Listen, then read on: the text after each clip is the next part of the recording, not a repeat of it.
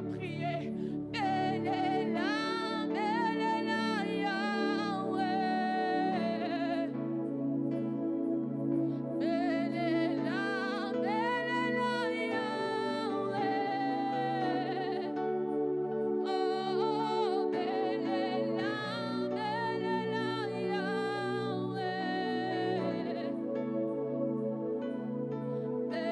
est là,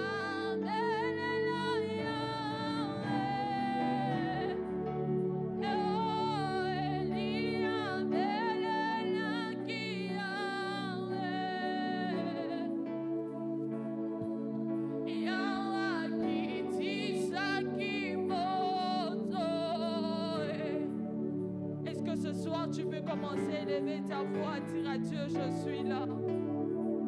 Tu peux profiter de cette occasion pour dire à Dieu, je m'attends à toi. Tu peux profiter de cette occasion pour dire à Dieu, j'aimerais te vivre, parle à mon cœur. J'aimerais te vivre, Seigneur, parle à mon cœur, je m'attends à toi. Élève ta voix, bien-aimée dans les Seigneurs, parle à Dieu.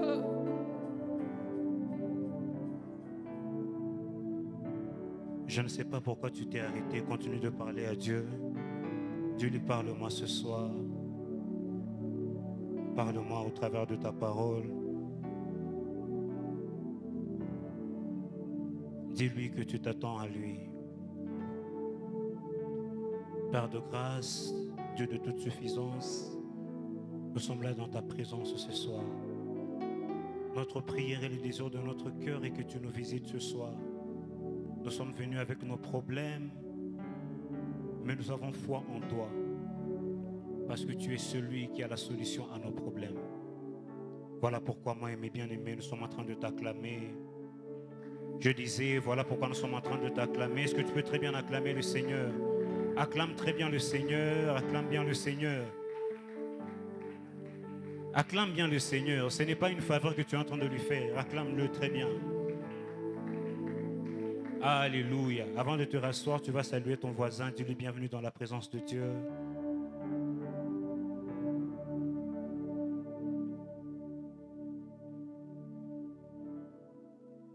Reste debout, reste debout. On va s'asseoir une fois pour toutes. Reste debout. Rapidement, s'il vous plaît, on va ouvrir nos Bibles dans Éphésiens 5.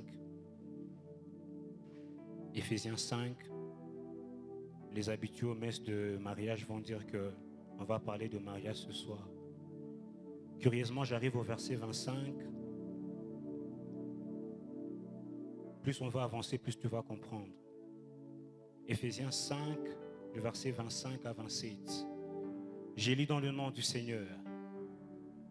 Marie, aimez vos femmes comme Christ a aimé l'Église et s'est livré lui-même pour elle, afin de la sanctifier par la parole, après l'avoir purifiée par le baptême d'eau, afin de paraître devant lui cette Église glorieuse, sans tache, ni rite, ni rien de semblable, mais sainte et irrépréhensible. On va encore lire le verset 27. Est-ce qu'on peut les lire ensemble? 1, 2, 3. Afin de paraître devant lui cette Église glorieuse, sans tache, ni rite, ni rien de semblable, mais sainte et irrépréhensible.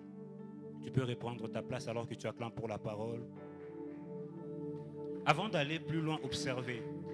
Cette Église glorieuse, sans tache, ni rite, ni rien de semblable, c'est comme si on est en train de nous dire que la gloire de Dieu sur l'Église va se constater par le fait que l'Église soit sans tache, ni rite, ni rien de semblable. C'est comme si on est en train de nous dire que la gloire de Dieu ne se constate pas par la chair de poule que tu ressens, mais elle se constate lorsque tu sors sans tache, ni rite, ni rien de semblable. Amen. Sans tache, ni rite. Est-ce que tu peux dire à ton voisin sans tache, ni rite? Dis-lui sans tache, ni rite. Je vois des personnes qui n'ont pas parlé à leurs voisins. Dis-lui sans tache, ni rite. Saint-Esprit, donne-nous de saisir ce que tu veux que nous puissions saisir ce soir. En préparant ce message, je me suis posé la question, pourquoi on parle de tâche ou de rite? Une église sans tâche ni rite. Vous n'avez pas remarqué, si la tâche était citée seule, on pouvait dire que c'est une autre partie du corps. Mais dès le moment où on attache au mot tâche une réalité qu'on appelle rite, ça nous donne une précision. On parle du visage. Amen. Sinon, on pouvait dire une église avec des beaux ongles, une église avec de beaux pieds, mais on n'est pas allé là. La Bible dit une église sans tache ni ride. Il parlait du visage. Pourquoi le visage? Comme j'étais en train de le dire tout à l'heure, la gloire de Dieu ne va pas se refléter sur ta vie par le fait d'avoir ressenti sa présence, mais elle sera reflétée par le fait que tu ressortes de sa présence sans tache ni ride. Amen. Alors pourquoi le visage? Ce qui note première de choses, parce que le visage est le meilleur moyen de traduire une rencontre. Le visage est le meilleur outil qui puisse permettre de traduire une rencontre.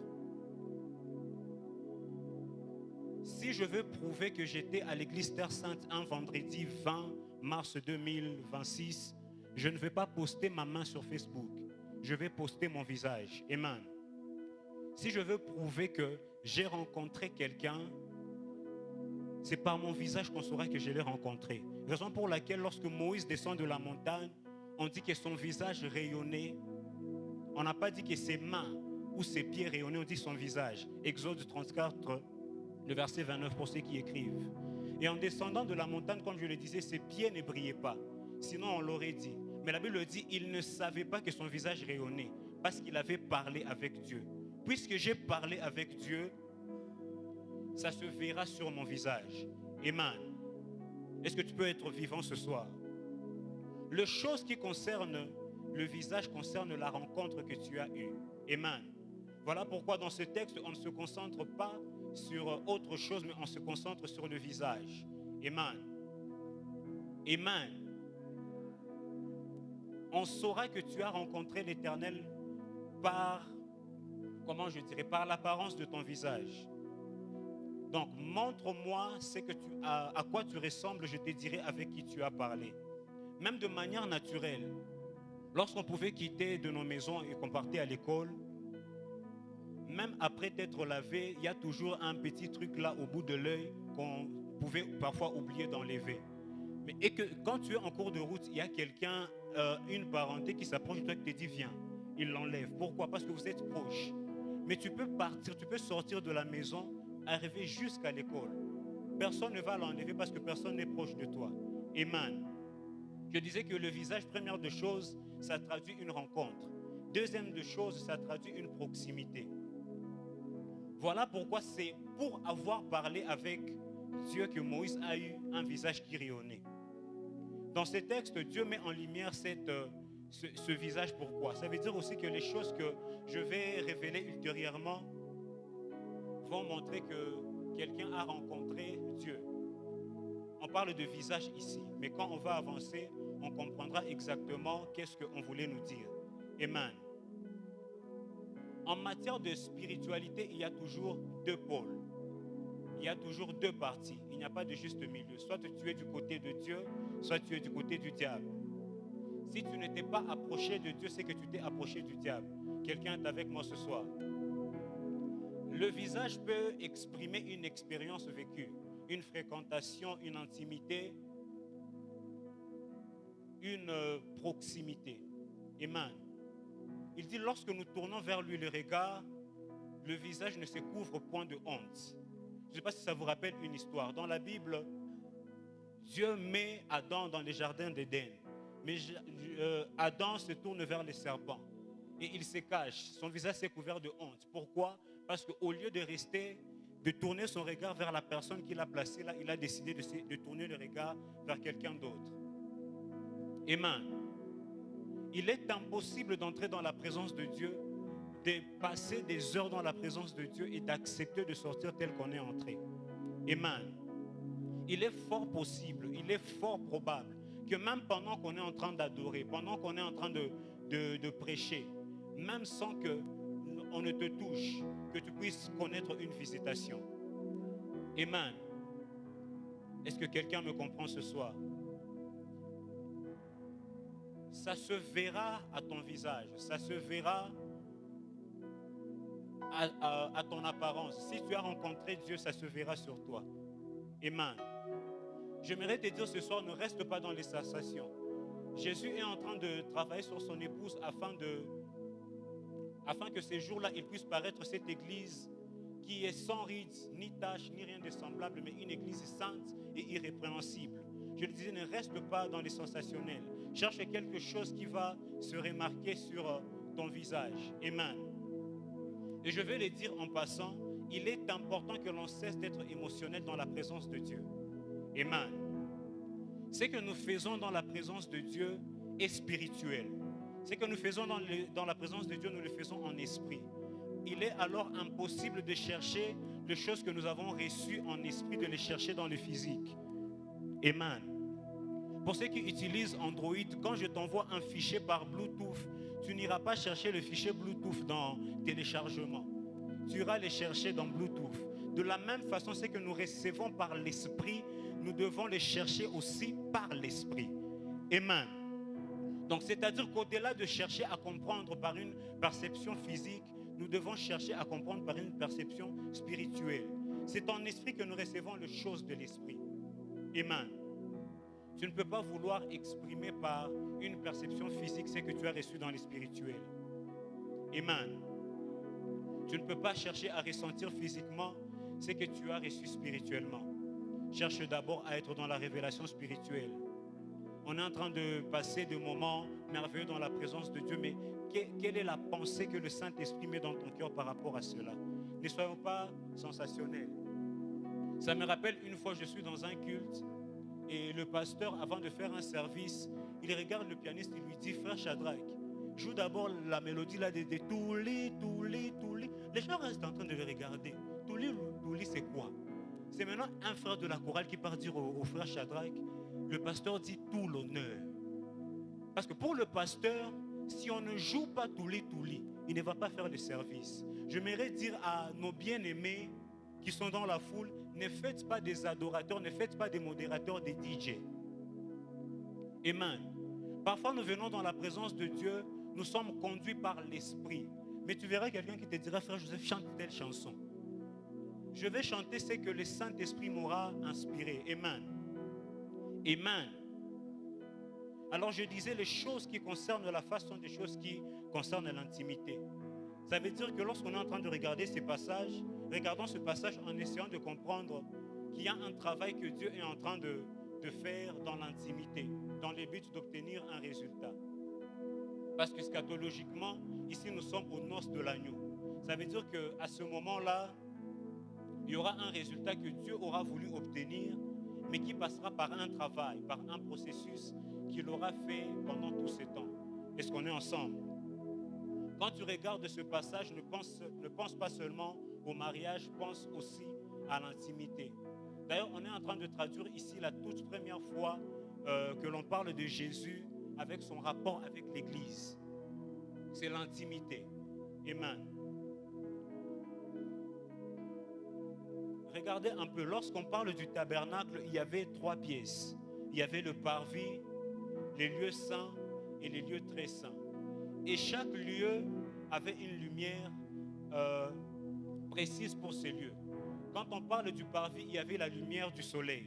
Quand on parle du lieu saint, il y avait le chandelier d'or. Mais quand on entre dans le lieu très saint, il y avait la lumière de la Shekinah. C'est-à-dire que dans le parvis, nous sommes nombreux. Dans le lieu saint, nous sommes quelques-uns. Mais dans le lieu très saint, une seule personne était permise d'entrer. C'était le souverain sacrificateur. C'est-à-dire qu'en matière d'intimité, tu seras en train d'avancer avec Dieu. Mais plus tu avances vers Dieu, tu auras l'impression de devenir seul. Plus tu avances vers Dieu, tu auras l'impression que ce que Dieu te demande, il ne le demande pas à d'autres personnes. Plus tu avances avec Dieu, tu auras l'impression que la lumière du dehors ne t'accompagne pas là-bas. Amen. Tu es trop froid ce soir. Plus tu avances, il fait noir. Plus tu avances dans le lieu très saint, il fait noir. Mais plus tu avances, tu ne dépends pas de la lumière extérieure. Parce que le soleil est extérieur. Mais dans le lieu très saint, pour être éclairé, il faut être connecté à la Shekinah. Amen. Amen. On est très froid ce soir, je ne sais pas pourquoi. plus tu avances dans ton intimité avec Dieu, je disais, il est possible que Dieu commence à te demander des choses qu'il ne demande pas à d'autres personnes. Plus tu avances dans l'intimité, il est possible que tu commences à expérimenter des choses que les autres n'expérimentent pas. C'est ça l'intimité. Plus tu t'approches, tu auras l'impression que ce que Dieu te demande n'est pas en adéquation avec ce que Dieu demande aux autres personnes. L'intimité n'est pas commune. Elle est singulière, elle est particulière, elle est individuelle, elle est personnelle. De sorte que lorsque tu seras dans l'intimité, que ça se voit que tu as réellement été avec lui. Amen. Pourquoi j'insiste sur l'intimité?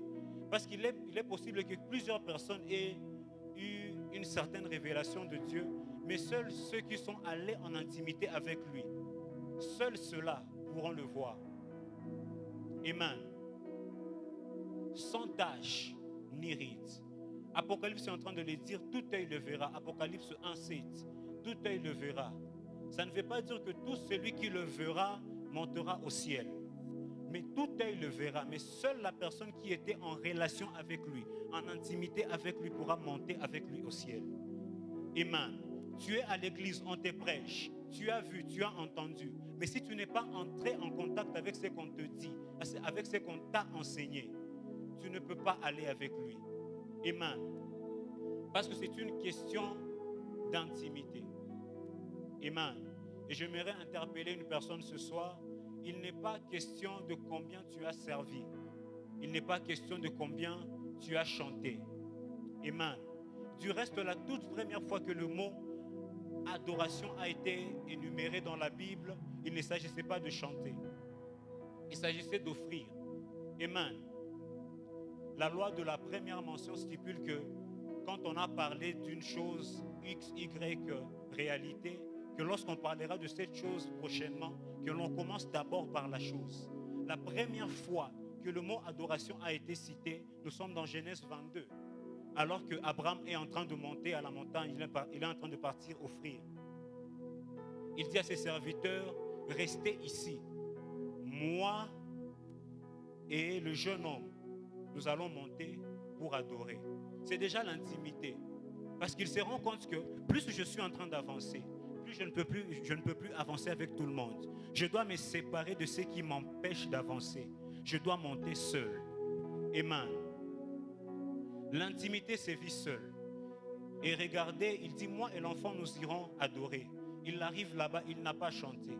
Il n'a pas joué de mélodies spirituelles. Il n'a pas provoqué d'atmosphère.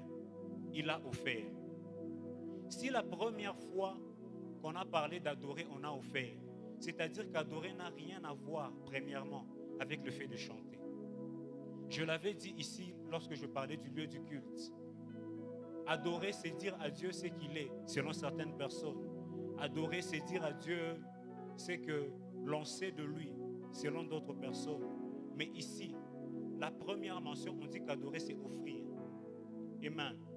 Voilà pourquoi je te disais que l'adorateur sait des choses que d'autres personnes ne savent pas. L'adorateur est cette personne qui connaît la vulnérabilité de Dieu. Amen. En réalité, Dieu signifie complet, qui se suffit en lui-même. Mais comment une personne qui se suffit en lui-même, un Jéhovah Jireh, un Dieu qui peut tout, un Dieu qui pourvoit tout, peut chercher un adorateur? Parce qu'on ne cherche que ce qu'on manque. Amen. Dieu cherche des adorateurs. Dieu cherche des intercesseurs. Pourquoi Dieu cherche alors qu'il a déjà tout? Parce qu'un adorateur lui manque. Il est en train de chercher quelqu'un qui lui dira ce qu'il veut entendre. Parfois, il est là, il veut entendre que les anges lui disent « Tu es saint ». C'est monotone, oui, j'aime cette monotonie. Mais à d'autres moments, il a besoin qu'un homme puisse venir lui dire des choses que lui veut entendre. Amen. L'adorateur bénéficie du privilège. J'appelle ça privilège parce que ce n'est pas donné à tout le monde. Il bénéficie du privilège de connaître la vulnérabilité de Dieu. C'est-à-dire la chose là que Dieu manque. Le Dieu grand, le grand Dieu. Ce qu'il manque, tu ne peux le découvrir que dans l'intimité. Amen. Amen. Et ici, on est en train de parler, le texte que nous avons lu, on dit, afin de faire paraître devant lui une église sans tache, ni ride, ni rien de semblable. Ici, on n'est pas en train de parler de tout le monde, mais on est en train de parler à ceux et celles qui ont entretenu un contact, une relation, une intimité, une proximité avec Jésus. On est en train de parler d'ici d'une méthode, d'un travail que Dieu est en train d'effectuer sur les personnes qui sont destinées à demeurer dans son intimité. Amen. Dis à ton voisin, Dieu doit travailler sur moi dans l'intimité. Dis à ton voisin, Dieu doit travailler sur moi dans l'intimité.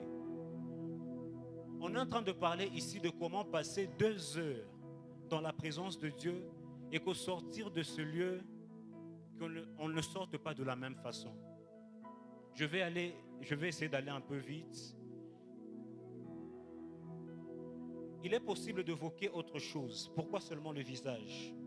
Je crois que vous avez compris pourquoi le visage, parce que je disais premièrement, le visage signale une rencontre et deuxièmement, le visage signale une proximité. Amen. Mais pourquoi on ne parle pas du nez? Pourquoi on ne parle pas de la bouche? Pourquoi on ne parle pas de la cassure des lèvres? Mais il ne parle que du visage. On a l'impression que Dieu est ce type d'esthéticien qui ne fait pas attention à la manicure, qui ne fait pas attention à la pédicure, mais qui se concentre juste sur le soin du visage, et en particulier la ride et la tache. Alors c'est quoi la tache? Selon le dictionnaire, la tache est une petite étendue de couleurs d'aspects différents d'un fond. On a compris, non? Je disais que la tache est une petite étendue de couleurs d'aspects différents d'un fond. Ça veut dire que si le tableau est blanc et qu'il y a un point noir, c'est une tache. Si ton visage est choco-frappant et qu'il y a un point d'une autre couleur, c'est une tache. Amen. Donc, les choses qui concernent la tache sur les visages concernent une certaine homogénéité, une certaine uniformité. Retenez bien cela. Ça veut dire que quand Dieu aura fini de travailler sur nous, il faudra que l'on constate qu'il y a maintenant une uniformité sur tous les visages. Quand on parle de tâches ici, on parle de caractère. Amen. Je vais y revenir. Deuxièmement, la ride. La ride, par définition, c'est un petit pli de la peau, le plus souvent au front, à la face, au cou, dû notamment à l'âge. Vous savez, des fois, je m'amuse à me rappeler comment, depuis tout petit, quand je regardais la reine d'Angleterre, j'avais l'impression qu'elle n'a jamais été jeune. J'avais l'impression qu'elle est née vieille. Parce que depuis qu'on la connaît jusqu'à ce qu'elle est décédée, paix à son âme, elle a toujours été vieille. Pour la ride, je disais que c'est dû à l'âge. Amen. Amen. Ici, on ne parle pas de cosmétique. On parle toujours d'intimité. Lorsque vous êtes en train de regarder ces textes, j'aimerais vous amener à avoir un regard sur ces textes de manière à ressortir ce que ça représente. Lorsque vous regardez ces textes, considérez que vous êtes en face d'une métaphore. Et quelle métaphore? Une métaphore qui traduit l'effort de Dieu. Le travail que Dieu est en train de faire sur 2 axes de notre vie. 2 axes qui représentent 2 choses. La première, l'homogénéité, la deuxième, la fluidité.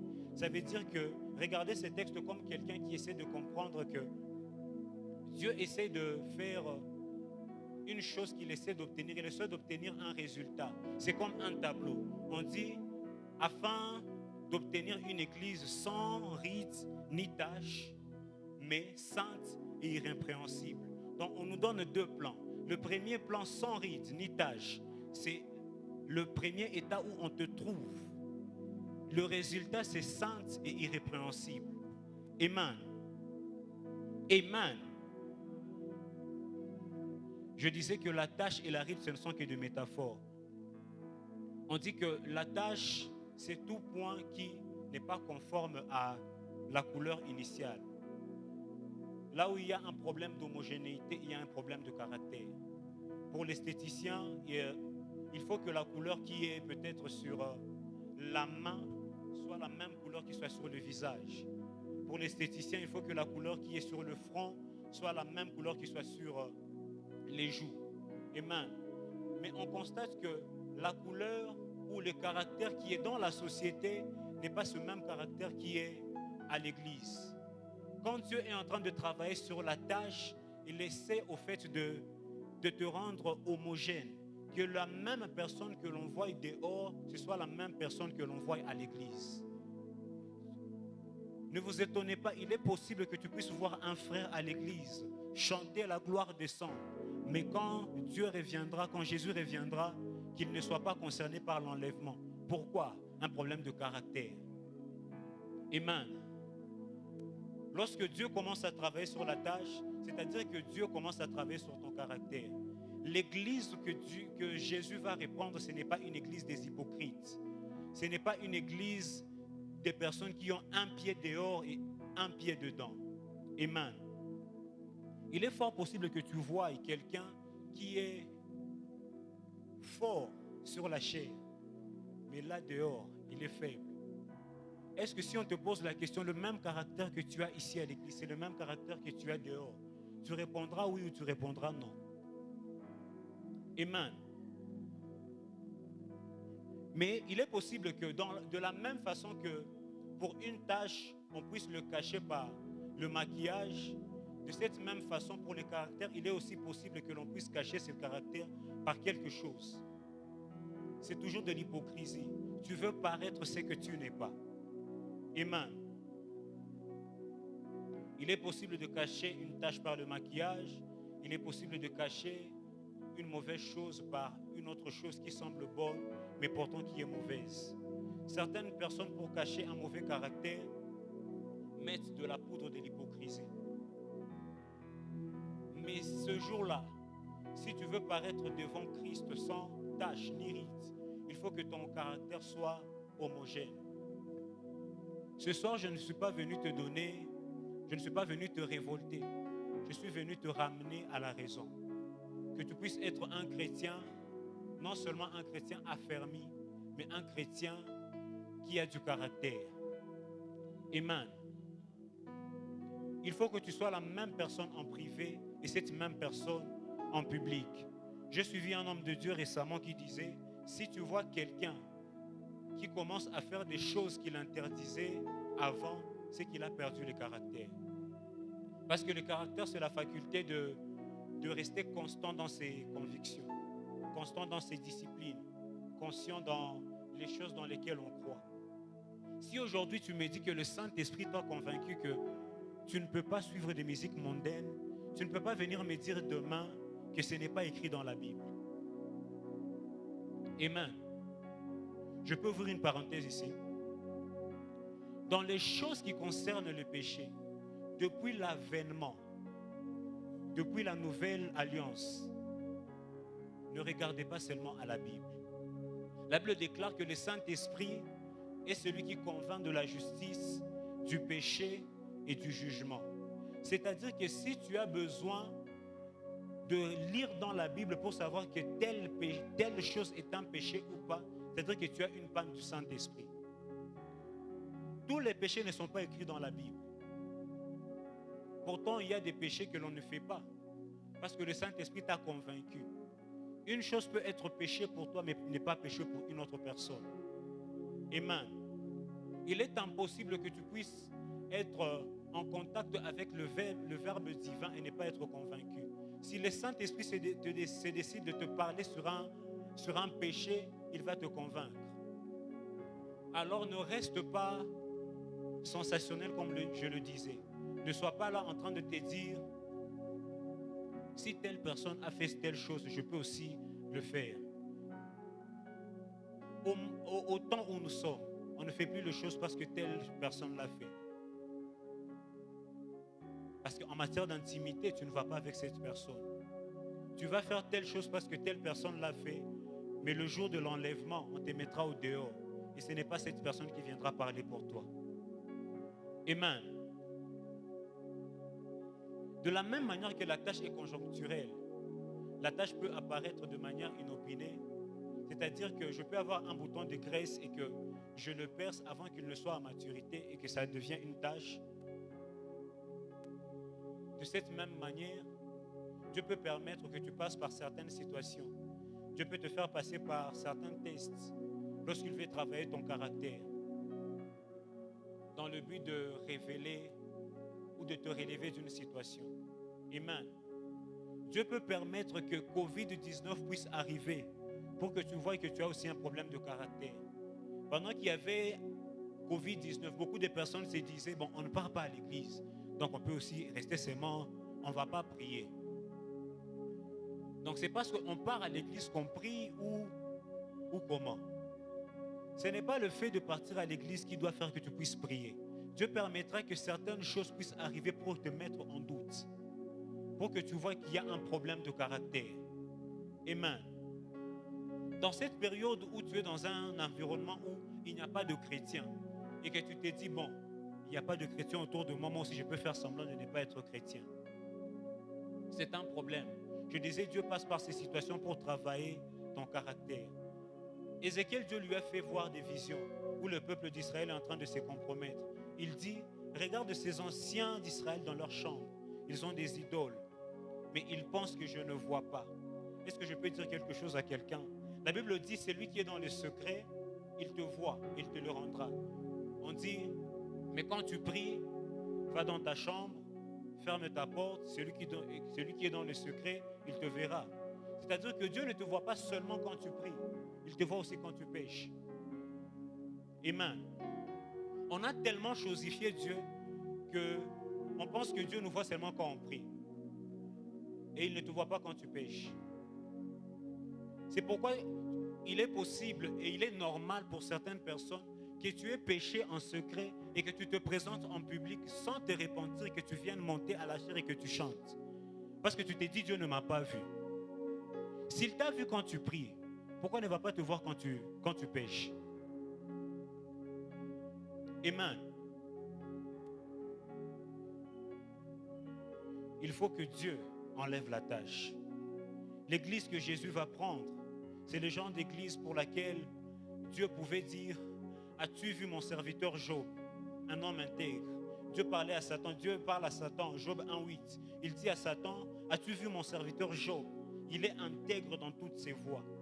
Il n'y a aucun homme comme lui sur la terre. Est-ce que Dieu peut parler dans le monde spirituel en ta faveur de cette manière? Les caractères déterminent l'autorité d'un homme dans le monde spirituel. Parce que le caractère est le seul domaine où tu peux être vu et des hommes et des anges. Je peux donner un exemple.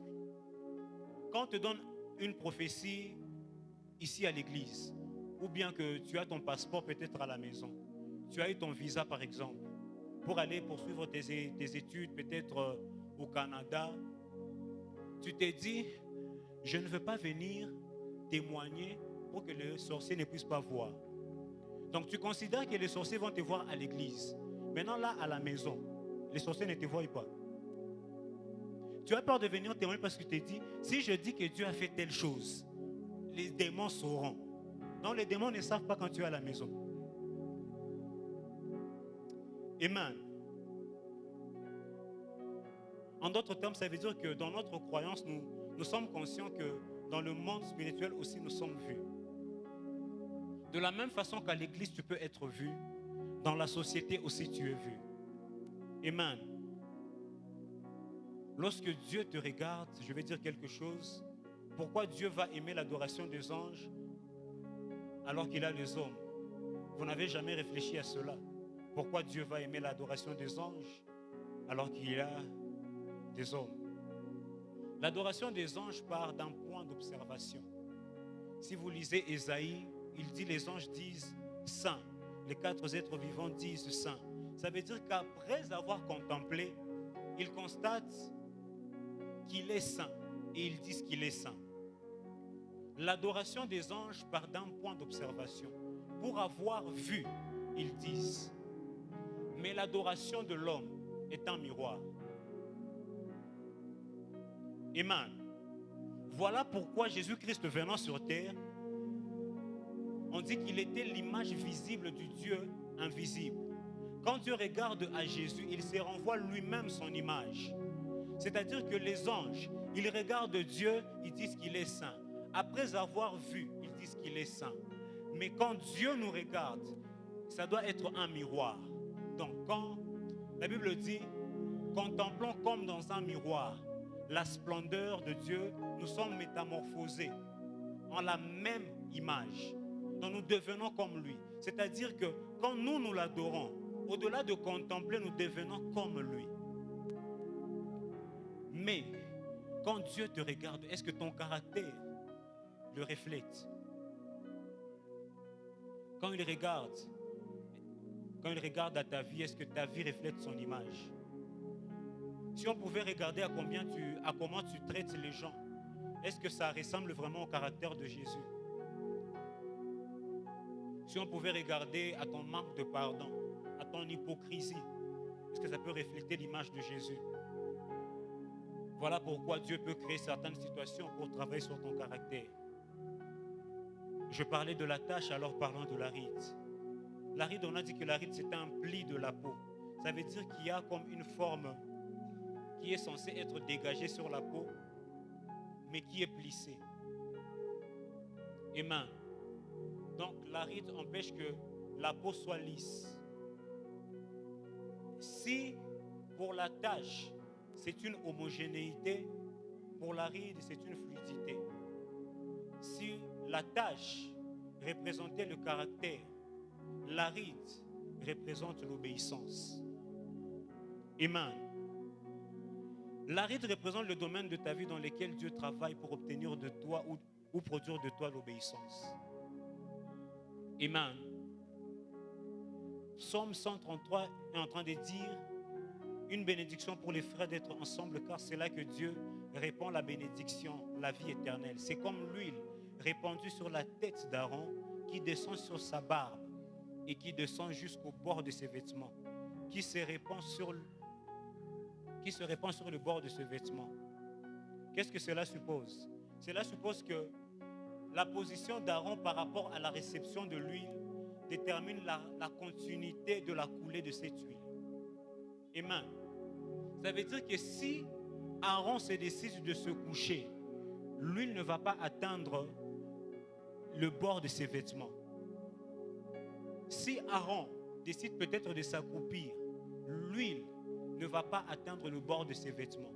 On ne sait pas combien de temps cette huile a coulé, mais il lui a fallu de l'obéissance de rester dans cette position pour que l'huile quitte la tête, descende à la barbe et descende jusqu'au bord des vêtements. Amen. Cette obéissance détermine la fluidité, la continuité de ce que Dieu est censé faire. Et j'ai toujours eu l'habitude de dire, ce n'est pas parce qu'à Goma, la proclamation est le 2 juillet, que si nous sommes le 23 juillet et qu'on te pose la question, le 23 juin, pardon, et qu'on te pose la question, tu passes dans quelle classe? Si tu étais en 4e, la plupart des personnes disent, je passe en 5e. On n'est pas encore le 2 juillet. On peut être même le 2 juillet, mais tant qu'on n'a pas proclamé, tu n'es pas encore passé. C'est-à-dire que tant que Dieu n'a pas encore obtenu de toi l'obéissance, tant que Dieu n'a pas encore obtenu de toi le caractère, il y a certaines choses que tu ne peux pas atteindre. Voilà pourquoi parfois Dieu nous maintient dans certaines situations jusqu'à ce que nous atteignions l'obéissance. Pourquoi? Parce que nous devons répondre à certaines satisfactions. Certaines épreuves se présentent à nous pas parce que Dieu nous déteste, pas parce que Dieu ne nous aime pas, mais parce qu'il est en train de chercher à transformer quelque chose en nous. Il est en train d'essayer de changer notre caractère. Amen. Rappelez-vous, je vous ai dit que la tâche peut être conjoncturelle, elle peut être occasionnelle, elle peut être circonstancielle. Mais la ride, elle est temporelle. C'est-à-dire qu'elle est liée au temps. Elle travaille avec le temps. Les choses qui concernent l'obéissance, c'est des choses qui sont complices avec le temps. C'est-à-dire que ce sont des choses que Dieu utilise pendant le temps pour t'aiguiser, pour aiguiser ton caractère, pour te former à l'obéissance. Amen. C'est quand peut-être tu es en train de dire à Dieu, donne-moi telle chose. Dieu te dit, deviens d'abord obéissant. Je le disais récemment, Dieu n'est pas lent à nous bénir, mais c'est nous qui sommes lents à obéir. C'est-à-dire qu'il arrivera des moments où tu demanderas des choses à Dieu. Dieu refusera de te les donner, non pas parce que ces choses sont mauvaises pour toi, mais parce que tu n'es pas encore arrivé au niveau de recevoir ces choses. Voilà pourquoi tu peux avoir une prophétie d'aller étudier au Canada. Mais tu dis à Dieu, Père, tu as dit que dans 2 ans j'irai. Les 2 ans sont accomplis. Mais tu n'es pas encore obéissant. Dieu sait que si tu pars au Canada en cette période, on va te perdre parce que tu n'es pas encore affermi. Mais il prend le temps de te travailler. Il prend le temps de t'aiguiser, de changer ton caractère, de changer, de te donner de l'obéissance. Amen. Obéis. 2 fois, Dieu peut t'imposer une humiliation, juste dans le but d'obtenir de toi l'obéissance. Dieu peut te dire, va demander pardon à telle personne. Mais tu vas te dire en toi, c'est lui qui m'a causé du tort. Mais Dieu te dit, va. Va lui parler. Dieu veut ressortir de toi de l'obéissance. Amen. Quand Dieu me parlait de mon appel, je lui disais souvent, ah moi les histoires là de chanter, prêcher, je ne suis pas là-bas. Pourtant depuis le CODIM, on pouvait prêcher. Je prêchais même à l'école, même à l'université, à l'école secondaire, on prêchait. Maintenant le problème de nous, les enfants Samuel, on ne sait plus si on fait les choses par coutume ou par obligation. Tellement que tu as grandi dans ces choses-là. Depuis le bas âge, tu pars à l'église. Depuis tout petit, maman t'amène à l'église. Tu ne sais pas si tu pars à l'église pour plaire à tes parents ou si tu pars à l'église parce qu'il faut que tu y ailles. Quand Dieu me parle de mon appel, je refusais. Moi, je me disais que je vais devenir peut-être footballeur, je vais devenir autre chose. Mais il s'est arrangé par un concours des circonstances. Alors que je jouais au football, j'ai fait un faux pas. Ma main s'est cassée. Pour les autres, c'était peut-être un petit faux pas. Mais quand je suis allé chez les médecins, le médecin m'a dit, tu ne peux plus jouer au foot. Moi, j'ai dit à Dieu, pourquoi tu as fait ça? Il fallait dire même lentement, va me servir. Mais il s'est arrangé par un concours des circonstances que je lui obéisse, que je le veuille ou pas. De cette même façon, on dit à Jonas, va à Ninive. Il se décide d'aller à Tarsis. Mais Dieu, lui qui est Dieu, il atteint toujours son but. Il s'est arrangé de provoquer une tempête, que Jonas se soit jeté à l'eau.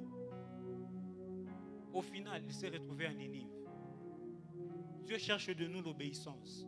Au-delà de travailler sur ton caractère, quand Dieu aura travaillé ton caractère, que ton caractère sera uniforme, ton caractère sera homogène, que tu seras la même personne que l'on verra dehors et à l'intérieur de l'église, Dieu voudra maintenant travailler sur l'obéissance. Amen. Amen. Tu ne comprends peut-être pas, tu essaies de passer ton bac plusieurs fois, mais Dieu refuse. Parce qu'il sait que cette année, étant donné que tu n'es pas encore affermi, si tu pars peut-être à l'université, on va te perdre. Alors il prend le temps de te briser plusieurs fois afin d'obtenir de toi l'obéissance. Et une dernière chose au sujet de la ride avant que nous puissions prier,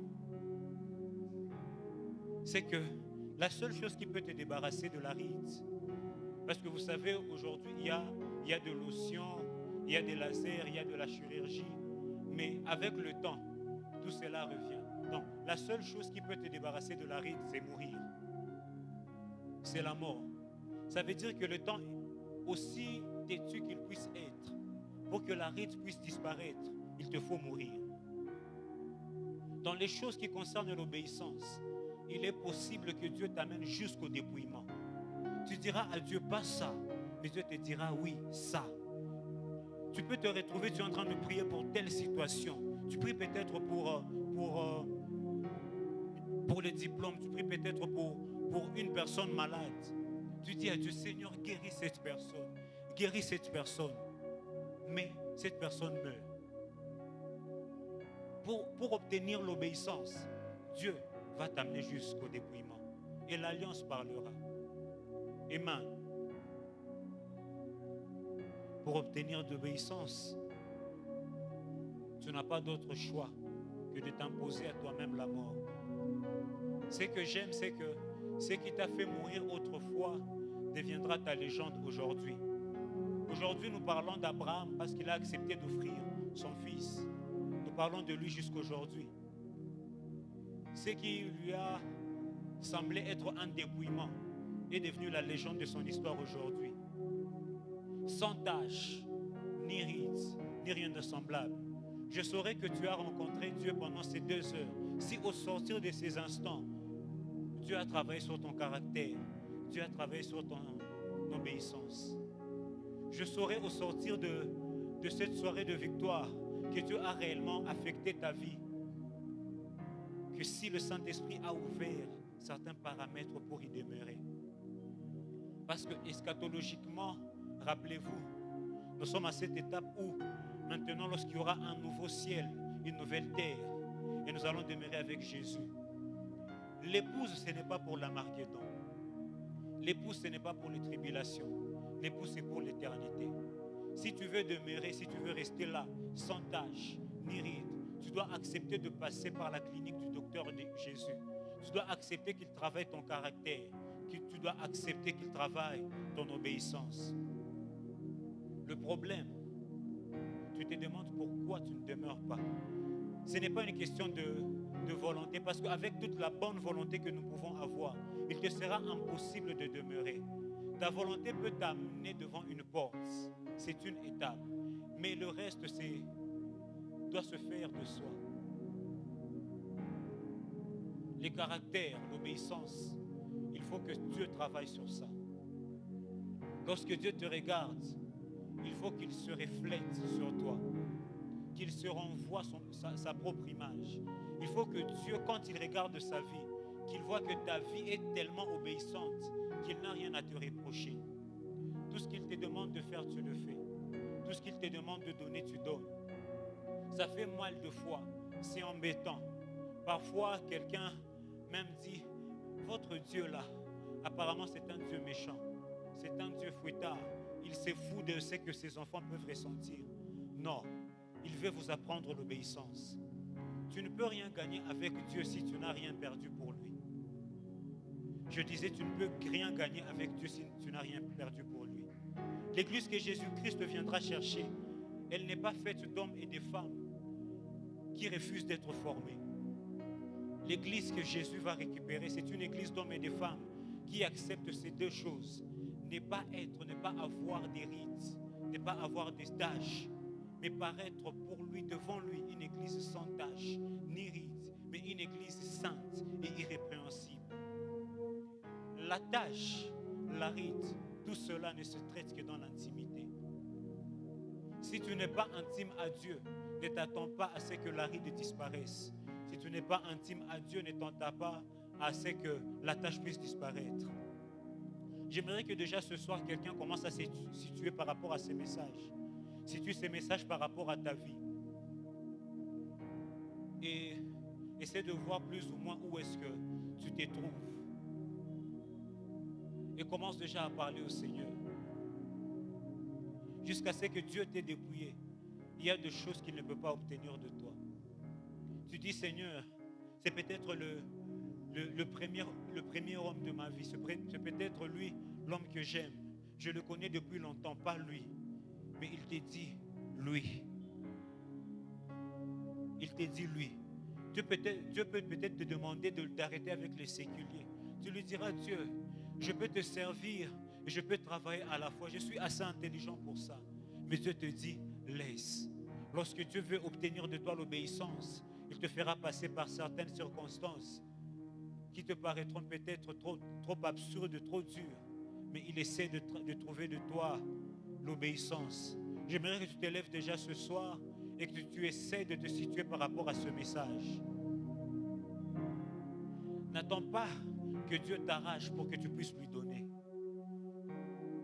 Parce que ce que Dieu t'arrache par force ne peut pas avoir la même valeur que ce que tu lui auras donné par sacrifice. Ce que Dieu t'arrache par force ne peut pas avoir la même valeur que ce que tu lui donnes par sacrifice.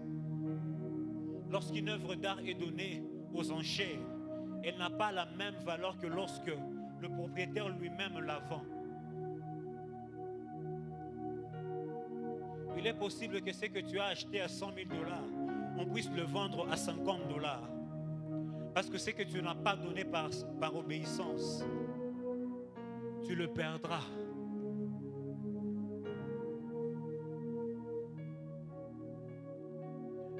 Tiens-toi debout et commence à te situer par rapport à ce message.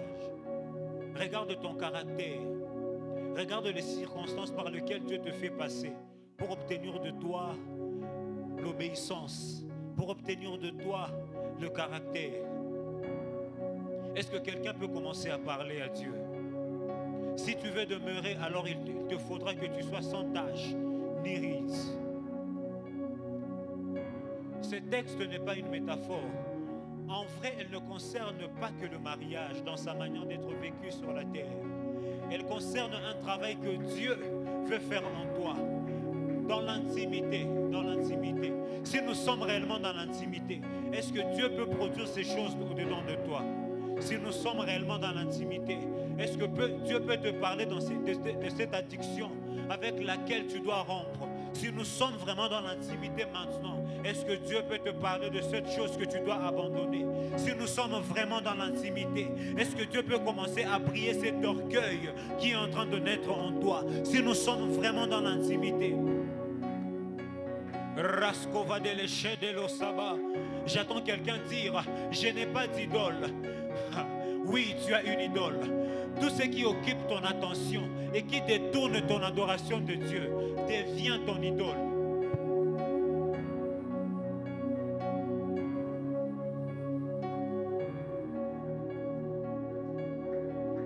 Tout ce que tu refuses de donner à Dieu devient ton Dieu à la place de Dieu et Dieu te le ravira.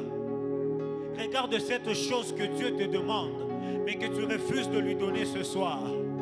Si tu ne lui donnes pas par sacrifice, il va te l'imposer et va te l'arracher. Si tu le donnes par sacrifice, ça peut peut-être faire mal. Ça peut être comme un dépouillement. Mais avec le temps, tu sauras que ça va être.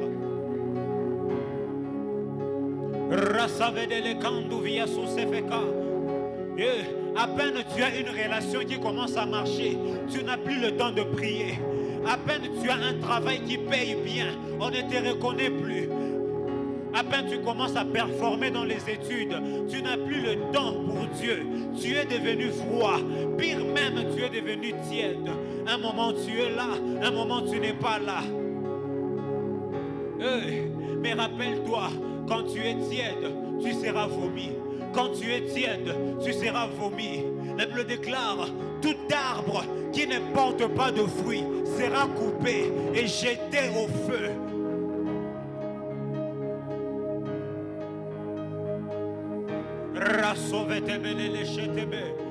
Est-ce que quelqu'un peut parler à Dieu ce soir? Si tu veux demeurer, active ces deux paramètres, les caractères de l'obéissance, afin que tu sois sans ride ni tache. Est-ce que quelqu'un peut parler au Seigneur? Si nous sommes réellement dans l'intimité, tu ne retiendras pas de lui parler de ces choses. Si tu te sens réellement dans l'intimité, tu ne te retiendras pas de parler de ces choses. Est-ce que quelqu'un peut lui parler? Est-ce que quelqu'un peut lui parler?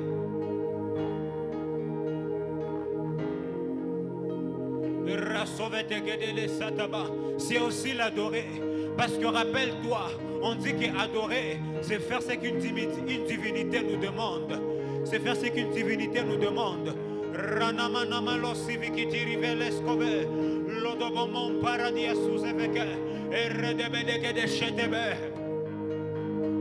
Sois en train de prier en battant les mains. Dis, Père, si mon caractère ne te ressemble pas, brise-moi.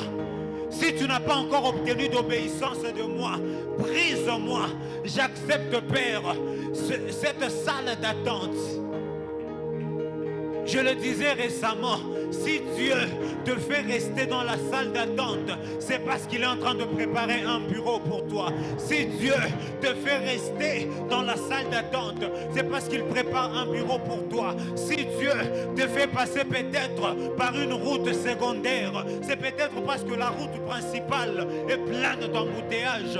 Refuse ce soir. Dis-lui, travaille mon caractère, travaille mon cœur, travaille mon orgueil, travaille ma personne. Père, pour certaines personnes ce soir, il suffira juste que tu ailles demander pardon à cette personne. Pour certaines personnes ce soir, il suffira juste que tu changes ton caractère.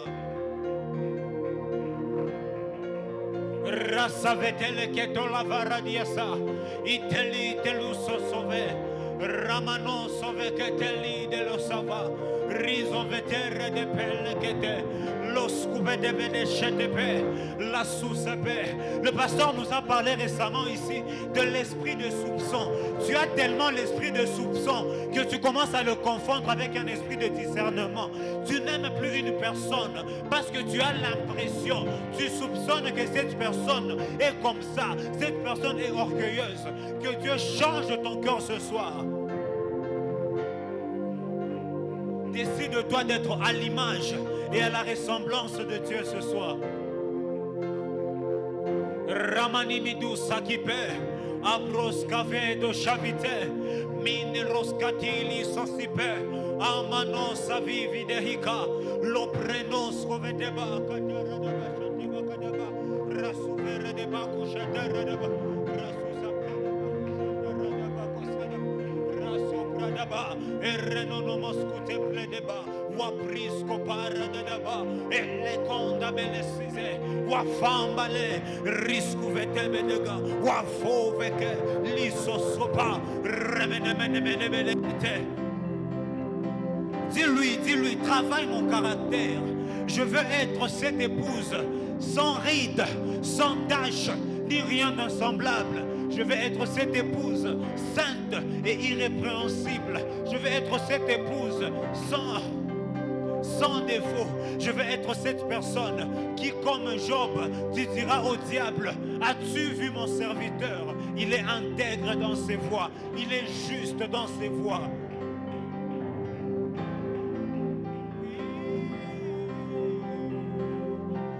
Raseve, o chapelle te qui redia sous ses pères.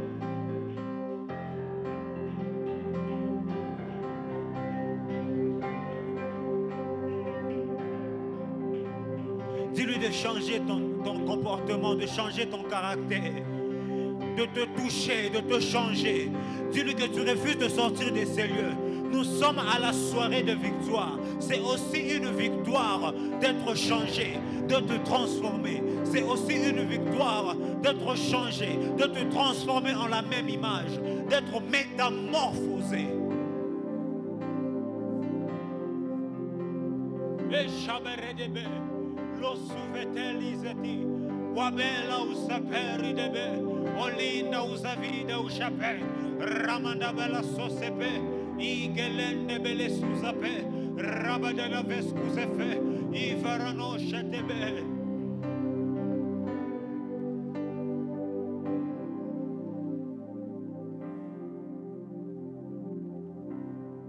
En dernier lieu, tu seras en train de demander à Dieu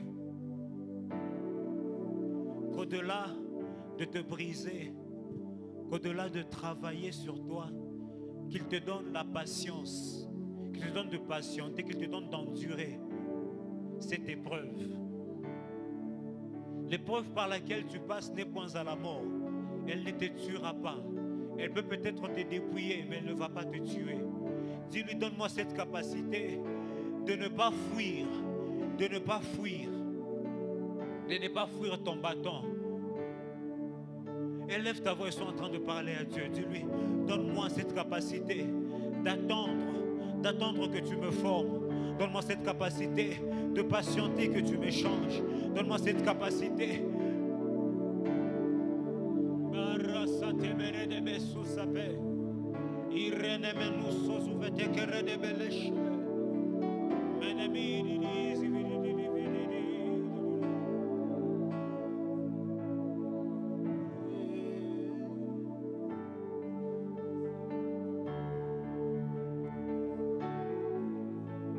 Parle à Dieu ce soir, parle à Dieu ce soir.